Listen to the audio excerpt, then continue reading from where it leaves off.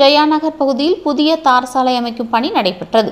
திருநெல்வேலி மாநகராட்சி பாளை மண்டலத்திற்குட்பட்ட 36வது ward High Ground Jayanagar பகுதியில் 25 லட்சம் ரூபாய் மதிப்பீட்டில் தார் சாலை அமைக்கும் பணி நடைபெற்றது. 36வது ward councillor Chinnathai வரவேற்புரையாற்றினார். Palayamkottai MLA Abdul Wahab கலந்து கொண்டு தார் சாலை பணியினை துவக்கி வைத்தார். இந்த நிகழ்ச்சியில் துணை மேயர் KR ராஜு, மண்டல தலைவர் பிரான்சிஸ், செயற்பொறியாளர் வாசுதேவன், உதவி செயற்பொறியாளர் சேகர், கவுன்சிலர்கள் சுப்புலட்சுமி, வசந்தா, பேச்சியம்மாள், சீதா, மாவட்ட திமுக தகவல் தொழில்நுட்ப அணி துணை ஒருங்கிணைப்பாளர் காசிமணி, ஜெயாநகர் ஒருங்கிணைப்பு நலச்சங்க தலைவர் ஜஹாங்கீர், செயலாளர் காஜா மைதீன், உதவி தலைவர் ஹாஜி சையத் அப்பாஸ் உட்பட பலரும் கலந்து கொண்டனர்.